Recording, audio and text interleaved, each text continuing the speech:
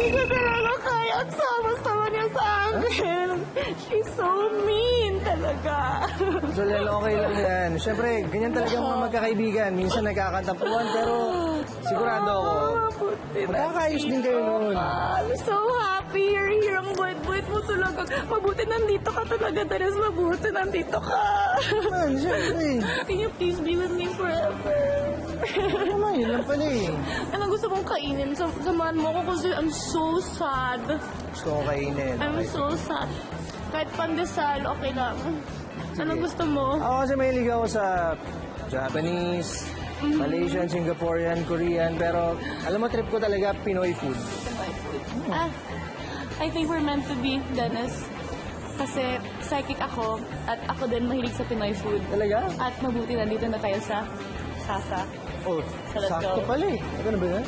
But I'm so sad pa rin. Okay, nakakain tayo dito. Liga. Ang sasa ay isang Tagalog word na ibig sabihin sa English ay nipa. So, ginamit namin yung nipa kasi karamihan sa mga Asian countries ay merong puno na nipa. Ang kakaibahan nito, nandito lahat ng paborito nating mga Asian dishes, katulad ng Chinese, Japanese, Malaysian, Singaporean, na kinombine namin para sa mga Pilipino.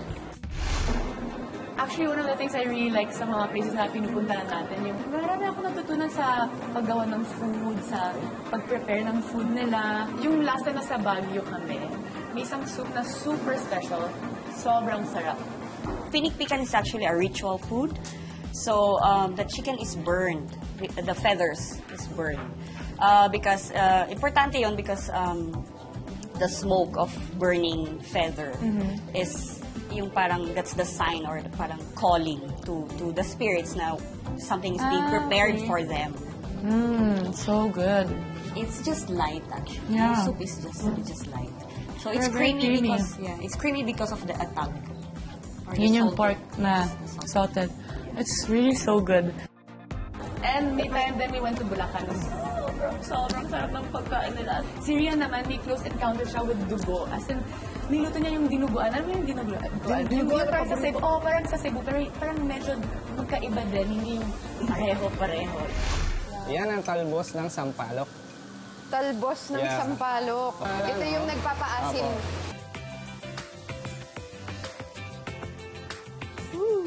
So, pakukuluan to ni Chef for 30 minutes and then hahaluan niya naman ng sili. Sarap. Nice to have a Actually, Pinoy mas- food episode. Mas subtle yung lasang dugo. I mean, di ba?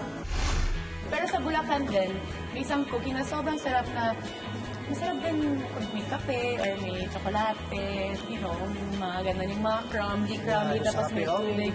Yeah, sobrang sarap. Actually, favorite ko yan talaga. Parang sana nandun ako sa Bulacan ulit, para natikman ko yan ulit. Diba? Ha? Tapos, pwede na ako magtrabaho dito. Mainit pa. Wow, super init. Hard.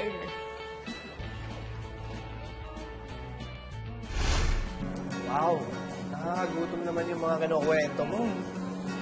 Baka naman pwede ko may experience yan. Yun lang. Lagi kong kausap. Sure? Nothing else? Sige. Tara sa kitchen.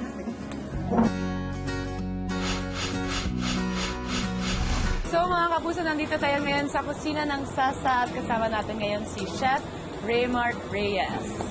Chef, ano bang lulutuin natin ngayon? Gagawa tayo ng yasay aitame. Fried yasay aitame, Sasa style.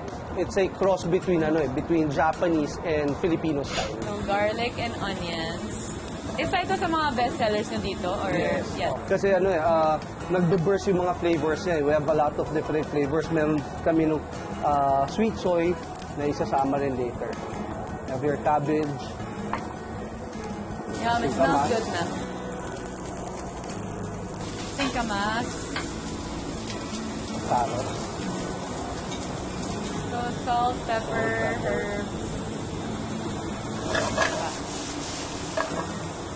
And I'm going to add now the seafood.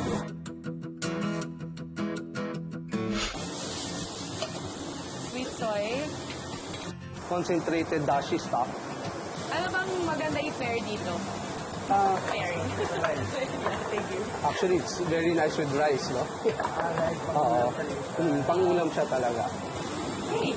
So, hintayin na lang natin yung plating kasi malapit na matapos ang dish na to. Ang, anong pangalan ulit? Fried yasay aitana? Yasay ay Yasay. whatever he said.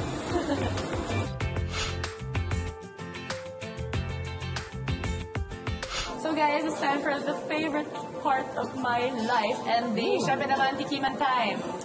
So Dennis, sana gutom ka kasi yun. Nakagutom maraming talaga ako. food.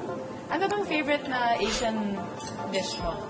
Ako, mahilig ako sa mga adobo, sisig. So ganyan. Filipino pa rin. Filipino. Okay, kung hindi Pinoy, ano ba yung Japanese, Thai, mahilig din ako sa boom that hit the spot? Very light yung salted egg, pero you will really feel it. Hindi overpowering. Tapos medyo manghang pa siya, kaya Yeah. sarap. And sobrang lambot yung meat. Lagyan natin ng supa. Sarap na may suka. Diba? Iba rin siya pag may suka. Sarap. Ito naman, Sarap daw to sa kanin, Curry sabi ni roll. chef, di ba? sabi ni Chef Break, since crispy na malambot, we can wrap it in then. Sobrang sarap. It's like Japanese na may parang chop suey. Di ba? Oo nga. Sarap. Ang sarap nung may malutong siya na layers. Oo. Sarap yan. Maraming flavors. Actually, very prominent yung flavor ng soy. Hindi ako mag-rice. Ikaw na lang. Sige nga. Sabi ni chef, maganda daw to sa rice. Halo. Kaya, try natin. Chorizo na rice, na Java rice. Ito naman yung chicken nila. Feeling ko parang, alam mo yung Chinese chicken? Parang ganun. Diba? Kasi similar pero dark. Kasi may ginger. Tapos parang boiled ata. Or steamed. Sarap. Masarap din. Sarap ng flavor ng chorizo. Tapos naghalo siya dun sa Vegetables. Java. Ba? Yeah, Java. Sarap.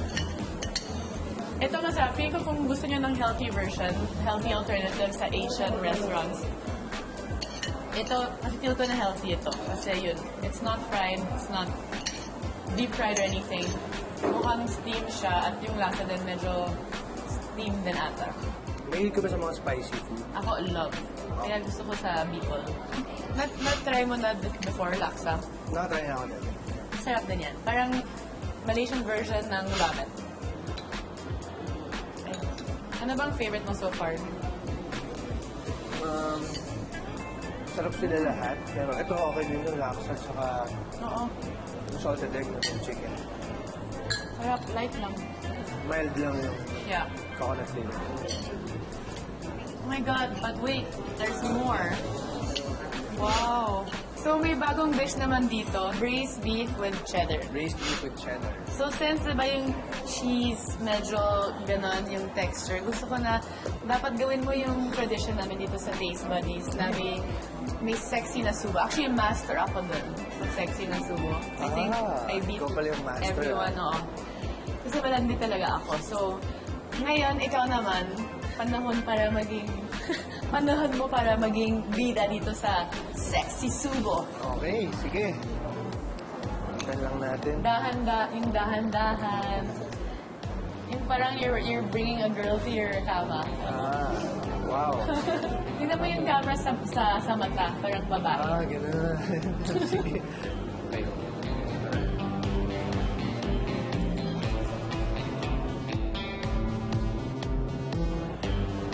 Wow! Ibang level to. Nag-work. Kumaya naman yung balahibo ko. Masarap. Okay, Kailangan ko na tikman. magaling si Dennis. Magaling si Dennis, in fairness. Okay ba? Pasado, master? Oo, pasado. Tikman mo, I masarap. now crown you bagong sexy Subo King. So, sa mga families and friends out there, kung may kayo sa Asian food, punta kayo dito kasi sobrang sarap and they have a lot of variety. So, if you guys have different tastes and flavors, lahat meron naman dito. So, para sa akin, TNT ito. Try nyo to. So, thank you so much for joining me kasi mabalungkot ako. So, stay. Okay naman sa kain na lang natin yan. Stay.